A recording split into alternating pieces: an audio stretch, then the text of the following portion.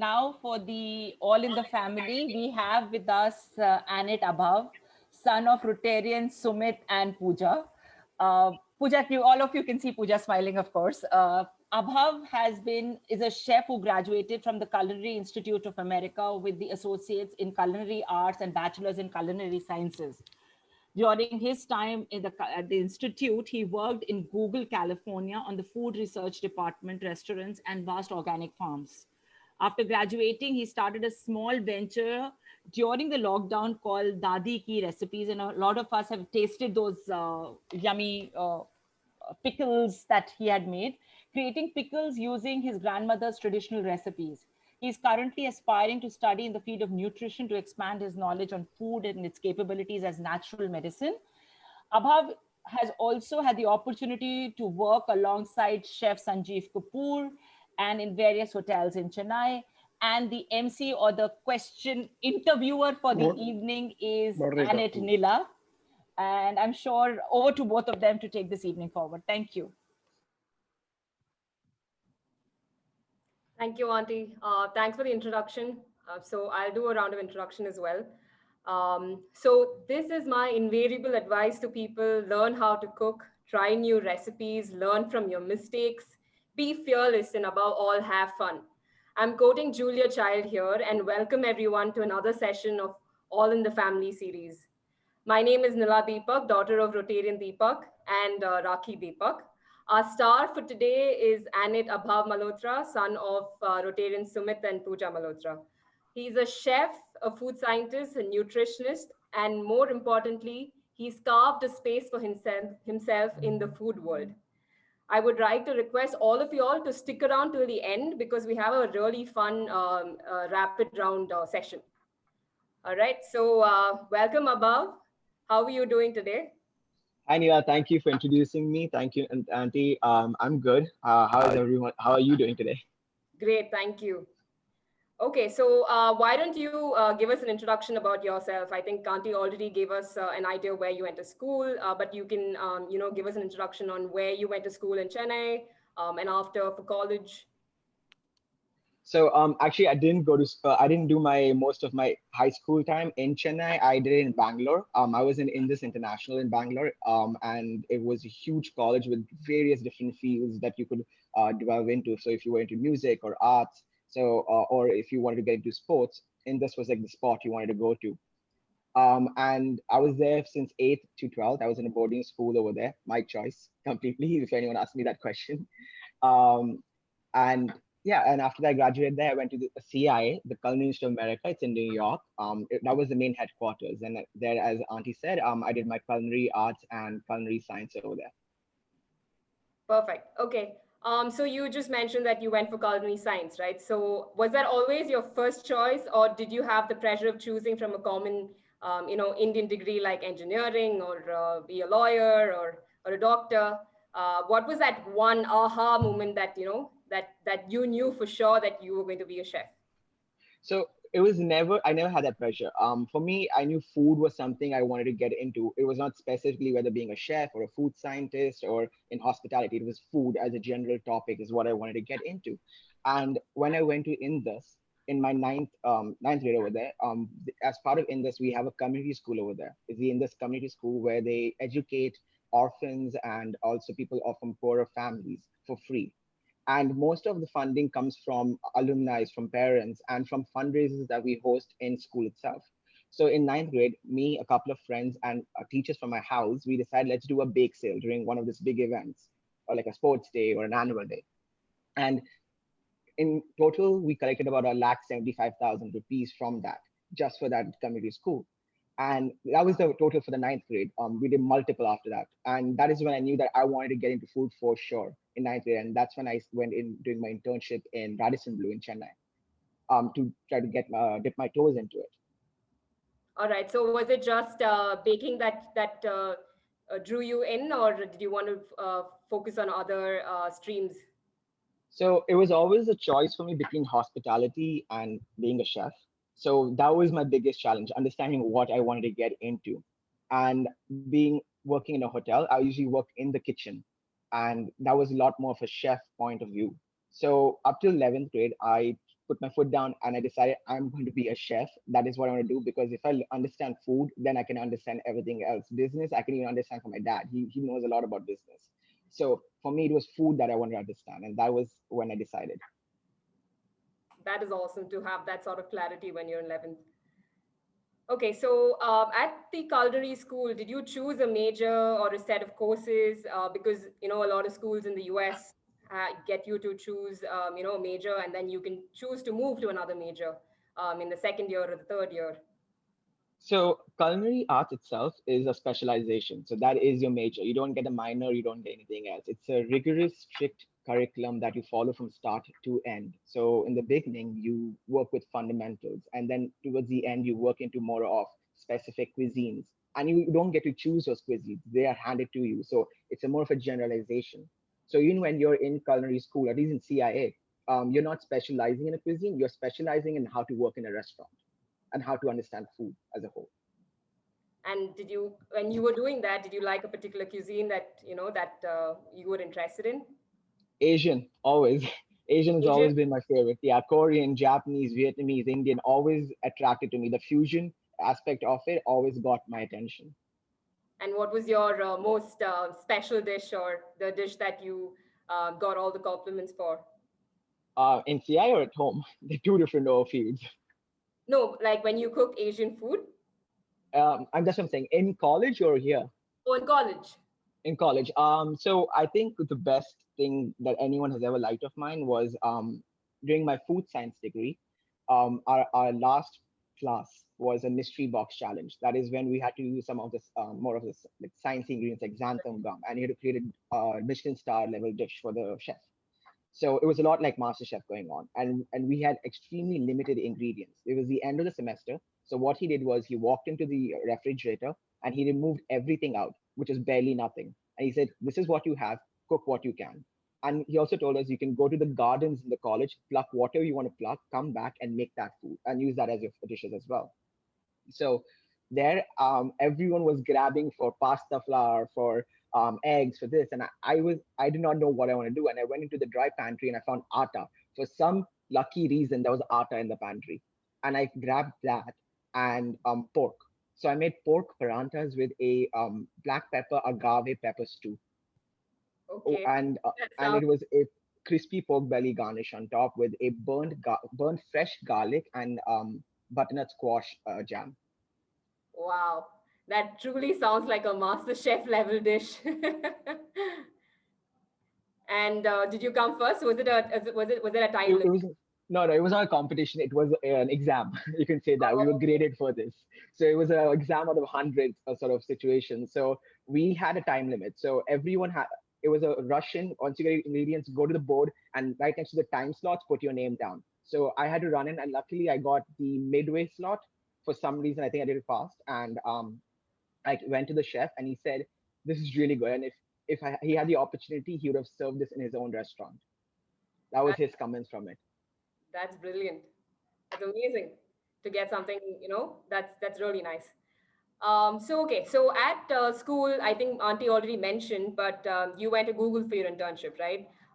So you also told me before that you've done internships in India.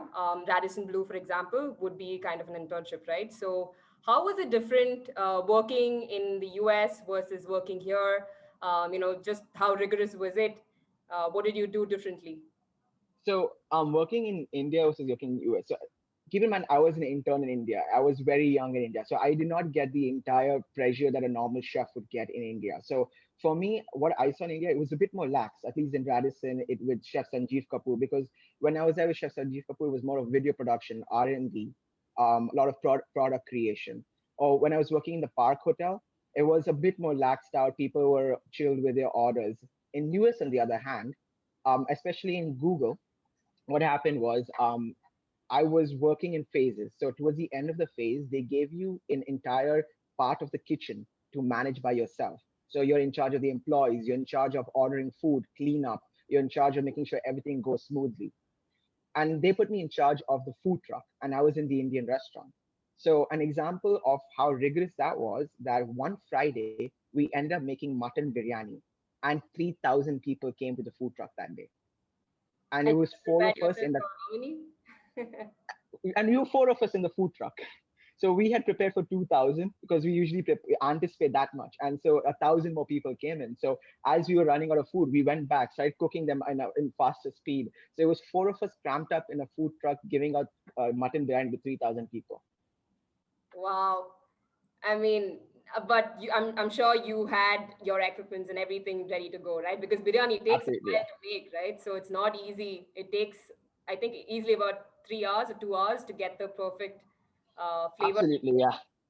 Absolutely. So the way the biryani thing worked was that every Wednesday and Thursdays we would just prep, marinate the meat, keep the rice ready. Everything we would have about 40 big pans of biryani ready in the refrigerator for us to throw it in the oven when it's ready, or in the tandoor, or however we're cooking it, because we had to do jugaad, a lot of jugaad at that point. Okay.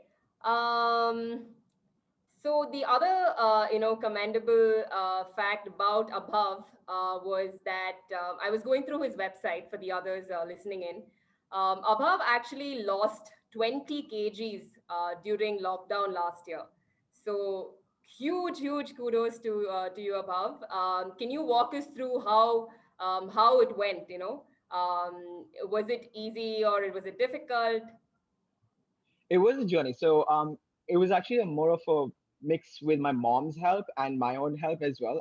I somehow involuntarily went into an intermittent fasting mode because I just came from US and I was talking to my friends a lot. So I would sleep in, get up late, and I would come into an intermittent fasting sort of situation. And as soon as I got up, I would get kadas, I would get hot water, I would get all sorts of things to drink and eat. And we started cooking at home. We never went out. So when I went to US, I actually gained a lot of weight because US primarily uses refined flour and white sugar or corn syrup, which is horrible for you. And that is what um, the situation was. And in a normal US college, if you go as a freshman, you'll be exposed to something called the freshman 15, where in Yeah, your freshman year, you'll get 15 pounds. In CIA, it was freshman 50, 50. 5-0. So because because believe it or not, the bakers, when they are, in the first week, they get tired of sugar. So who do they give the desserts to? The culinary students. And we will happily take them because we are tired of eating butter and cheese. Yeah. So we would happily take the dessert and we would give them the food. So we gained a lot of weight. So when I came back home during the lockdown, it was a complete detox for 8 months. Get up in the morning, have kada, have hot water, have healthier food. Even if we have like drinks in the night, if we are having like a family party, the food that we make is homemade and it's actually healthier than what I would have if we go out. Yeah. Okay, so intermittent fasting was you just did 10, sorry, you ate the first meal at 10 a.m. or 11 a.m., right? And then your last. Around 11, 12, yeah. Okay, yeah, I think that's the most sought after diet for losing weight, especially with our generation. So I've For a got a short-term goal, yeah. If you want to do it quickly as a short-term goal, that is the fastest way. But if you want the most healthiest way, there's a completely sustainable. different, yeah. Okay. So what both of us decided was we have a small game for everybody listening in. It's something called Three Lies and One Truth. Okay, so I'm just going to share my screen right now. Host, you've disabled me as a participant too. If you can just give me rights to share my screen. Done, Anu- Milas, done. Done, done, done. Okay.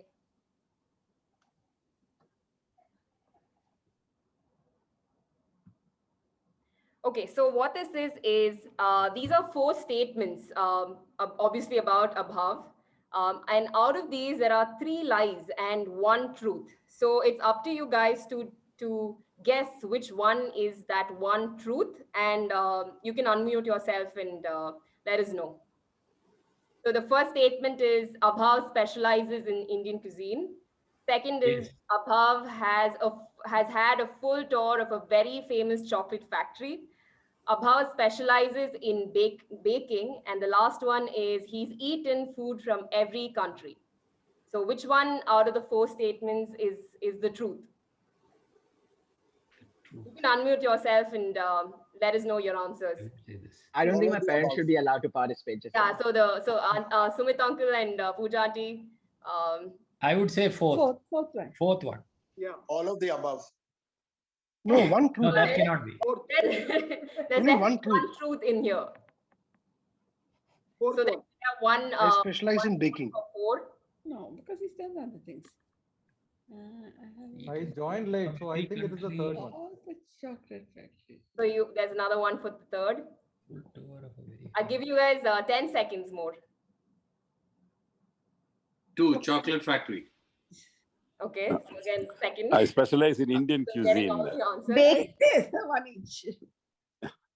Nila, it's the Indian cuisine. Indian cuisine. Okay. I say eaten food from Eaten from every No, country. that's impossible. Eaten food from every Fourth country. one. Okay. Four. That's Almost 200 majority countries. vote. I'd say all of the above. Sohail insists on all of the above. Okay. So Abhav, let us know what the truth is. It's the second option. Chocolate factory. With the fourth one, I came very close, but I haven't. Even though in college we had multiple countries that we ate from, I've never gotten to all of them. But second one is the truth, because in my last year of my bachelor's degree, I went to Hershey's Chocolate Factory. She's, yeah. It's nothing like Willy Wonka. I'm sorry to disappoint you. I was actually expecting But- this. But you said that it's a full tour, not a full tour. So I guess you Oh, filled sorry, yourself. sorry, my bad. Ah, okay. That's why I didn't choose that. The question paper is wrong. Oh my God. PTG had a reason, yeah. Three Trust the marks. chartered accountant to read carefully. He did have a fill. I'll find the loophole. He did have a fill too. He built himself too. Don't worry. Build himself too. With lots of chocolates. We had a chocolate tasting session during that tour. So he gave us Hershey's. Apparently has a premium brand which is not called Hershey's, and that is supposed to be the most expensive chocolate that they produce. So they gave us an entire tray of chocolates and they made us taste it and made us guess which one it was. Did you have chocolates like the ones in Harry Potter? No, that's not. No, I did not. The puking No, one. but The funny, frogs. but interestingly, I did see how nerds were made. I can't tell you that because of an NDA, but What was made? nerds, those little, Nerds. Yeah. Those little So Colourful there are ones. ingredients in there. That's colorful and sour ones. yeah. okay. So moving on to the next question, Abhav. So I'm sure you did a lot of your research, and so for future aspirants, listening in, why did you choose to go to the US to do your bachelor's degree in culinary science versus, you have schools here in India, you have schools in the UK and Australia and Switzerland and New Zealand. So why was US your option and your choice? So I'm going to sound a bit braggy about my college. So I'm not being braggy. I'm just going to be completely honest. So interestingly, you quoted Julia Child before we started the questions. Julia Child herself quoted that CIA is the Harvard of culinary schools. So CIA is actually is the best school for culinary arts and baking and pastry in the world. And Julia Child is studied from the headquarters of Le Cordon Bleu in Paris. So if she's saying that CIA is beating Cordon Bleu in such a level, then it has to have something. And I personally agree with her. But in that same situation, you need to, if someone is trying to get into hospitality, food in the food aspect, the food industry, they need to decide whether they want to get into hospitality or food. So if you're going to hospitality, I would not say go to CIA. I would tell you to go to Switzerland. If you want to learn food, if you want to learn baking, if you want to learn food science, CIA is your choice. If you want to also learn applied food studies, which is a lot about food sustainability, then CIA is your best choice. There are almost no colleges that give you culinary science as a degree. You can barely find 5 or 6 in the world. You can find food science. They're completely two different aspects, but you won't be able to find something what CIA gives you. So that is what I saw even when I went there. And interestingly, up till August of my last year in high school, I was going to go to Switzerland for my college. And CIA was very strict with the admissions, where you had to have a certain amount of work experience. So during my entire summer, I did my best to fulfill that requirement, and I ended up doing that. So I decided, okay, I got my requirement. I'm going to CIA. And I remember you telling me about your, the other concentrations that you had while doing your course, the ones where you could choose entrepreneurship and you could choose to go to Japan and learn about Japanese food for 4 months. Could you, expand on that? Yeah. So if you're doing a bachelor's in CIA, there are four batches you can go for. You have applied food studies, you have hospitality, business, and culinary science. So if you take any degree that is not culinary science, then you get an option to do a concentration. Now they have various concentrations. They might have more now. One of them, many of them. So one is going to Japan for 1 month, learning the culture and food in Japan, working in restaurants there, learning from teachers over there, then coming back and making that food for students and learning more about cooking in restaurants, Japanese food specifically. And then Italy. You have the Italian concentrations where you go to Italy and live there for 4 months. You do wine tastings, you learn Italian food culture and art, and then come back again. Similarly, we have a Asian concentration where it looks at Asian food as a whole, where you go to Singapore and you learn about Asian food. They're in fact actually opening up in one in India very soon, where they might do the Asian concentration, half in Singapore, half in India. Um, then you have the Latin American, which where they take you to Peru, and they do the Latin American concentration. Then wines, where you go to California Napa Valley, and you're just doing 4 months of wine, liquor tasting, bartending, and studying wines in deep. By that time, when you end that wine course, you can be a level 2 sommelier, and you can go and work for restaurants after graduation as a sommelier. And for those who don't know, sommelier is one of the highest paying jobs in restaurants in the entire world. And then you have the farm to table concentration. This is the concentration that usually applied food study students take, where you want to learn about sustainability, where you want to learn about different aspects of the food industry, which is not focused on restaurant, but more off towards the business side, but more sustainable. And there you'll be learning sustainable ways to grow food, sustainable ways to reduce energy in restaurants and businesses and food industries.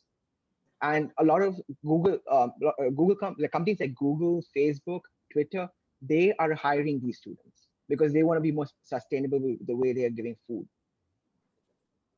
That is something that I didn't know, and I'm sure some of the parents listening in who have younger kids, this could be a choice. Very very different choice of education for especially people from India who always choose engineering or a doctor or to be a lawyer. So it's very interesting actually.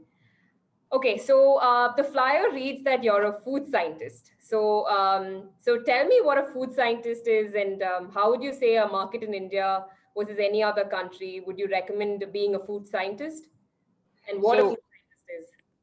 with food scientists, there are two different avenues. You have food engineering, and then you have culinary science. Now, you don't have to be a chef to do food engineering. You can be an engineer and do food engineering. That is more to understand how machines work with food and how certain elements of machinery reacts with food. Example, copper is poisonous to food. You do not cook in copper for a long period of time because that is poison in your food. Food culinary science, what I did, where we learn about food in a molecular level.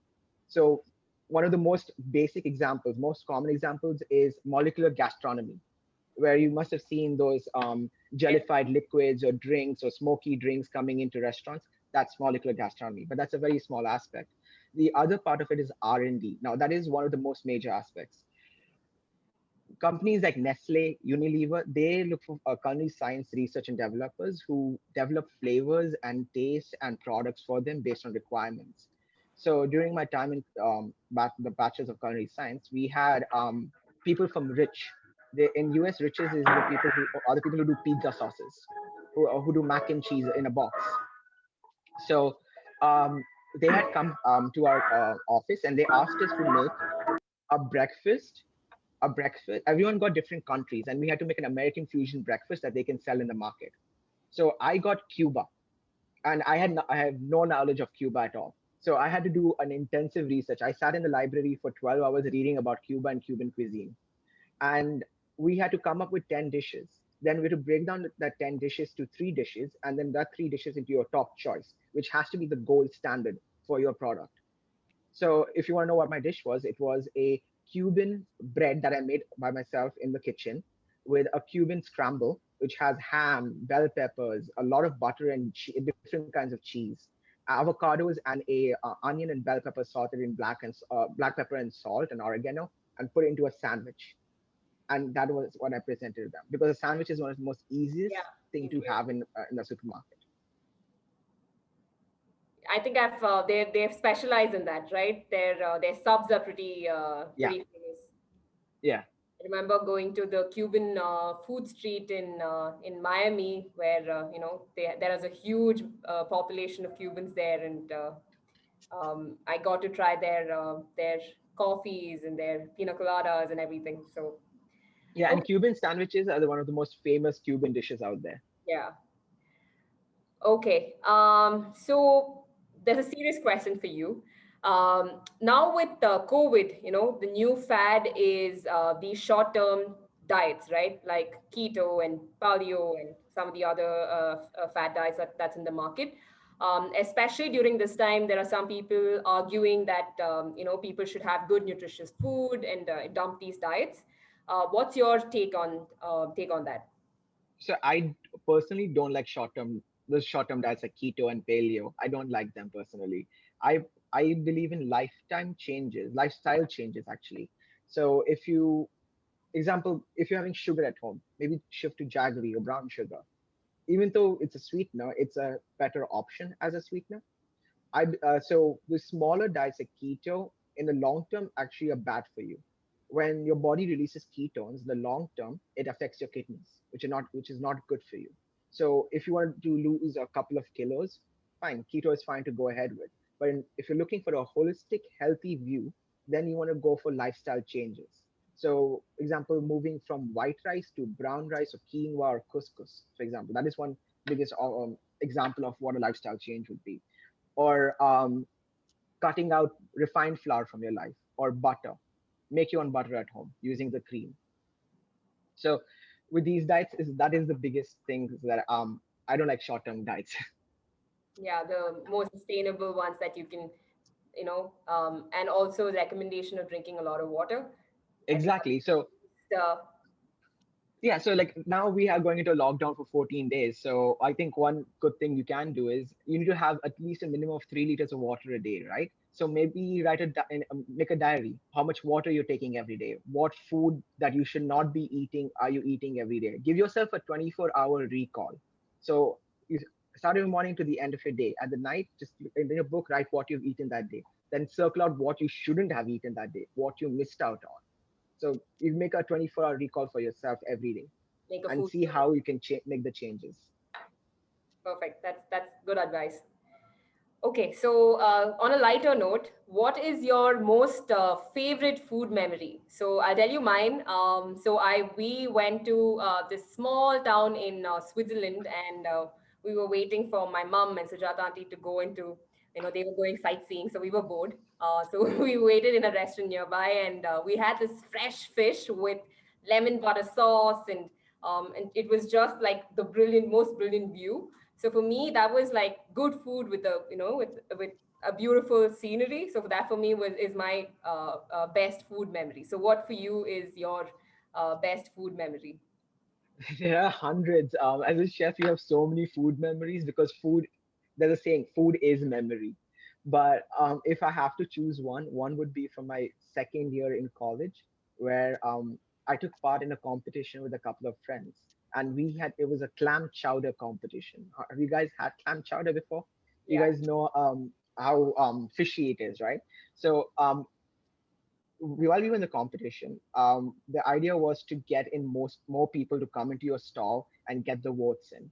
So it was all very spread out. We had 20 other competitors, 20 other stalls with various different unique themes to their clam chowder. We had people dressed as mermaids. That's how serious people were in this competition.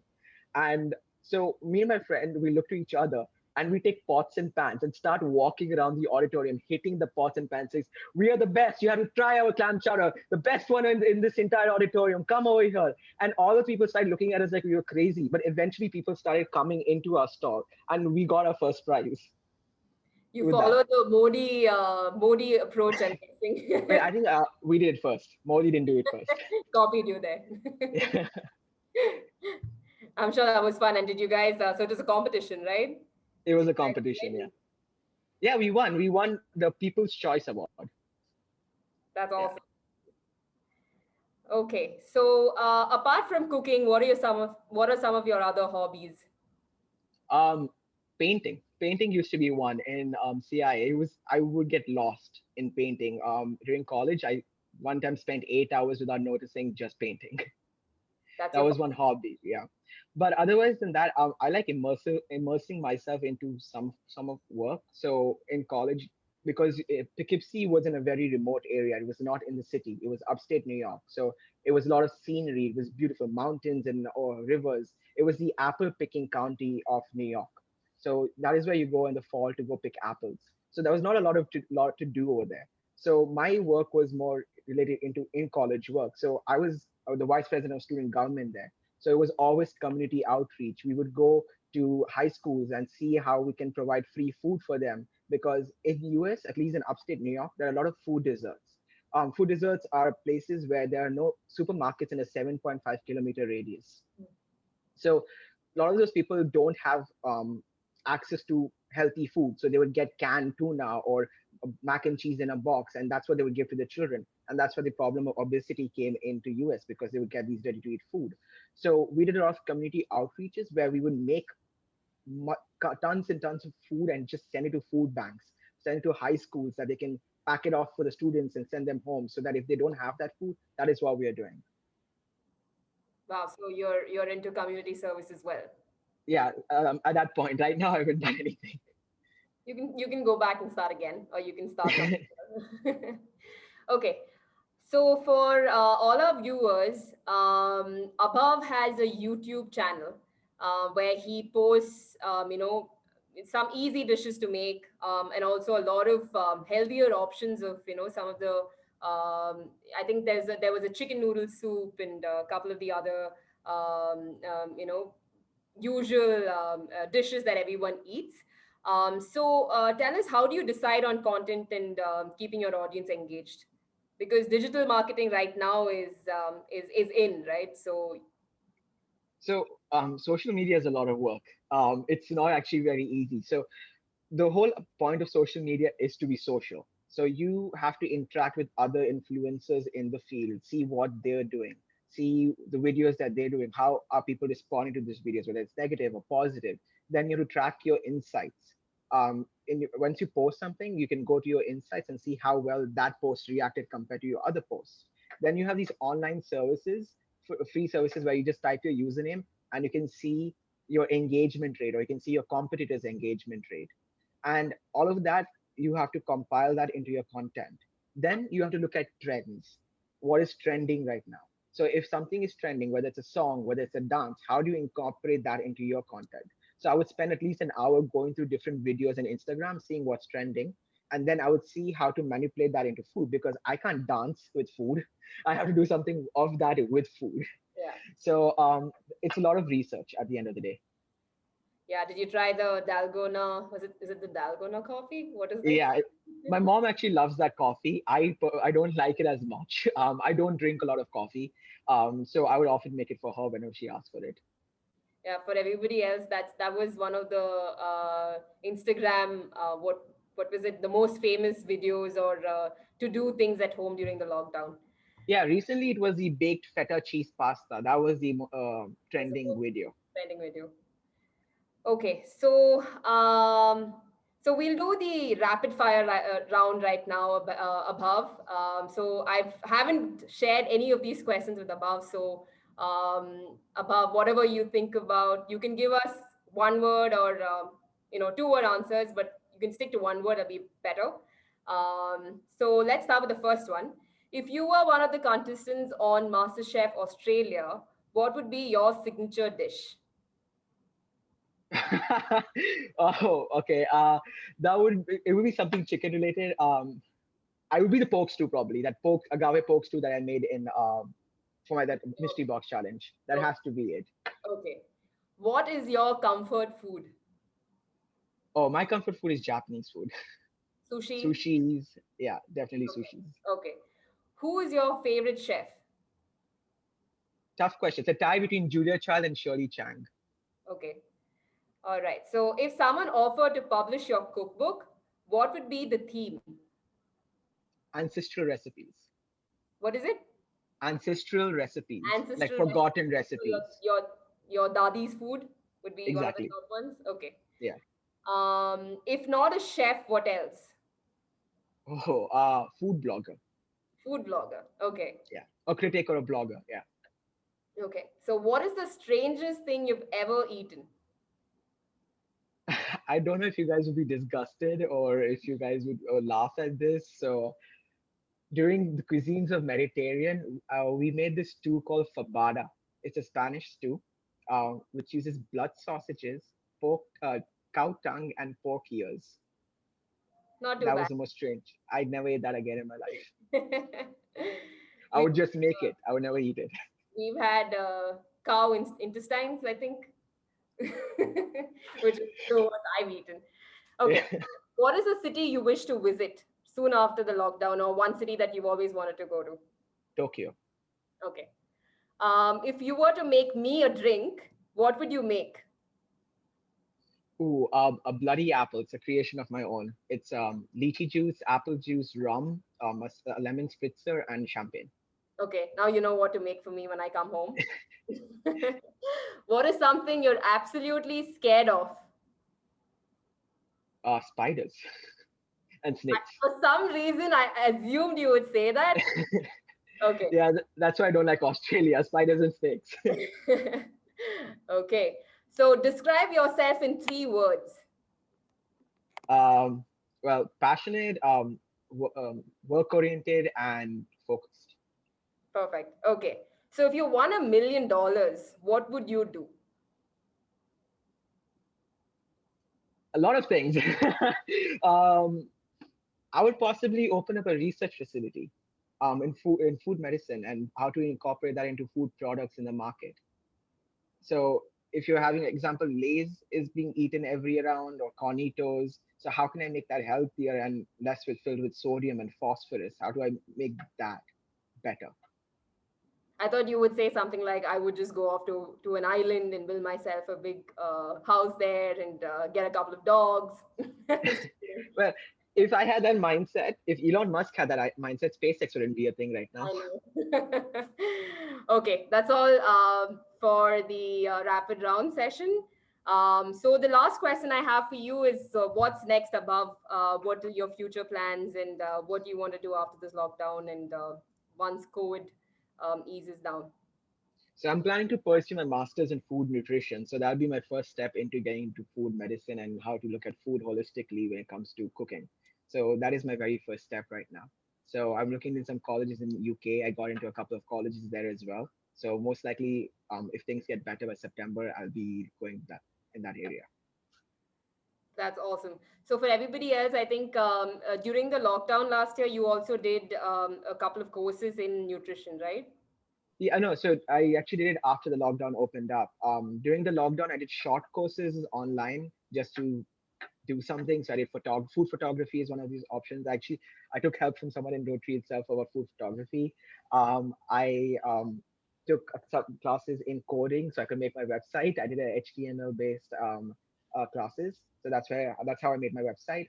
Then after lockdown, I worked in a nutrition clinic where every day I would learn a different topic to lay my groundwork and then eventually work with them with clients. And currently I have a couple of clients with them as well.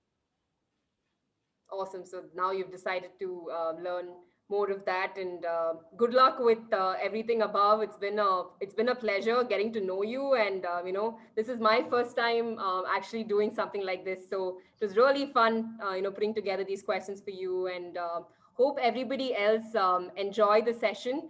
So we'll open it out for some questions. If anybody has a question, please unmute yourself and go ahead.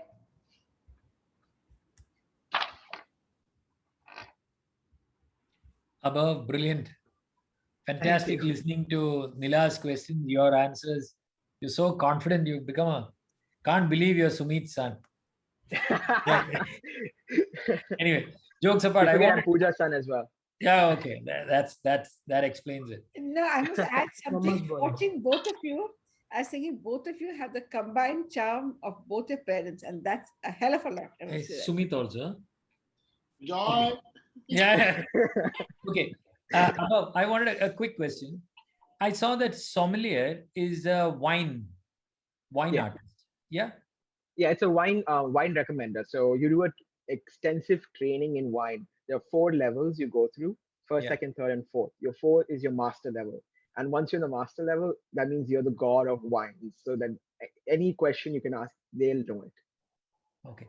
You did this? I No. did not. I did culinary science. A couple of my friends did. She is a level 2 sommelier right now, working for her level 3. Vada pav. Okay. Which is the one which you chose? You said the I did food science. food science. Okay, so that was there, right? They didn't have to go anywhere for it. I did not. I was in New York.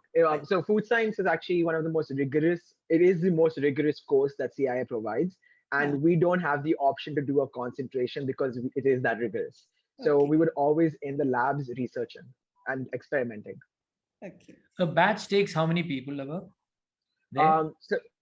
So a batch would probably have about 4 classes, and each class has about 20 students. That's the maximum limit for a kitchen. I see. Okay. So the kitchens look something like what we see in MasterChef, is it, or much bigger? No, the MasterChef are your fine-tuned, your more rather beautiful-looking open kitchens. It is more of what you would see in open restaurants, like if you go to a restaurant with an open kitchen, more like that. Oh, okay, right. The best thing about CIA was like you have any age group. You will have a 60-year-old man also studying. You will have an 18-year-old child also studying. My classmate really? was 70 years old. He had a bachelor's, a master's in criminology from London, and he decided that I don't want to do this anymore. He was 65 when he joined, and he was 69 by the time he graduated. Oh, wow! Yeah, it's a 3-year, 4-year course, is it? So 2 years for your culinary or baking. You choose. You either go culinary or you go baking. So it's 2 years each, and then you can choose to do your bachelor's, which is either food science, business, hospitality, or applied food studies. Okay. So yeah, there's hope for thanks. you. Yeah, there's hope for me. Place to live also. Very nice college. Beautiful college. It's beautiful. It's a mini Switzerland. So it's mountains and a Hudson River going by your dorm. And when it snows, it's completely white all throughout. It's very beautiful there. And very nice restaurants also inside the college. Like very nice. Which we work into as part of the curriculum. These guys came for my graduation, and it was -9, I think, in December when they came into, and they were all freezing coming from Chennai, and I left like heavy jackets and gloves in their hotel room because I knew they were going to freeze in here. Okay. Very well spoken, Abhav. Thank you. Very well spoken. You said that Sumit said it, huh? No other. No, yeah, not Sumit. Sohail. Sohail. Sohail, huh? Okay. Oh, I thought Sumit said it. I actually I thought it was Sumit's voice. I also thought it's Sumit who said it. You guys stay in the same house, right? I thought. I was trying to mimic Sumit actually. You were successful, Sohail. Thank you. Thank you, Nilah and Abhav. I would ask Bijoy to give the vote of thanks, please. Yeah, I thoroughly enjoyed the session. I must say, Abhav, I don't cook anything. I only eat. I can just about make a coffee. And therefore, I was not sure what exactly I wanted to see you. I keep seeing your biggest publicity, your greatest publicity director is your mother, of course. So she sends us these videos, which I keep passing on, hoping somebody will make your food and give it to me, right? But it was extremely entertaining. Nilah, brilliant questions. Abhav, your passion, the way you present things comes out so beautifully, right? I must say, Sumit, I have to take this dig, but didn't expect that Sumit's son would be so very passionate and so very talented, right? Sorry, that is just between Sumit and me, right? Abhav, really, really impressed with what you have achieved, what you have done, right? And when you say that, it's your passion would be ancestral cooking, right? It really shows that you're rooted to what you grew up with. I'm sure your parents had something to do with it. Brilliant, absolutely brilliant. Enjoyed it. Thank you very much, Rajiv. Great idea. You found a great interviewer and a great subject, which Abhav covered very, very well. Thanks a lot. Thank you. Thank you. Thank you, Abhav. Thank you, Abhav. And thank you, Nilah. Thank you for Brilliant. having Thank you, me. Nila, also. You're awesome. Very nice, Abhav. Super, Nila. Thank Really you. nice listening to the session. Hey, just one suggestion. Can we have, before Abhav leaves, if lockdown is over, maybe we should have him at one of the sessions and he makes this pork. Okay, Bijoy, Pooja had promised that she would send food cooked by Abhav to everybody's house today. I think she just backed out. That's a little too much. We would have taken care of the logistics. I want to see him do it. Make it. That's the. Abhav, do a live session. Yeah, I want to. I mean, if we don't want to cook, we want to eat what we on the make. food? No. I Abhav, can't do a cook live like that. session. We can do an a live online session session. and all those who want can done so. Yeah. Live session and then Dunzo. Yeah. No, but book Please your Dunzo to my place because I portions in can't. advance so Abhav can cook for that many. Other it'll become like that biryani incident. He'll cook for 10 and 20 will want. That's why I said the pork one. So. Rajiv, please book a date immediately. Not fair, Bijoy. Abhav, you can do the biryani thing. I think most of us would be okay with the biryani. So As long as that's it's a mutton let's biryani. take us more to eat.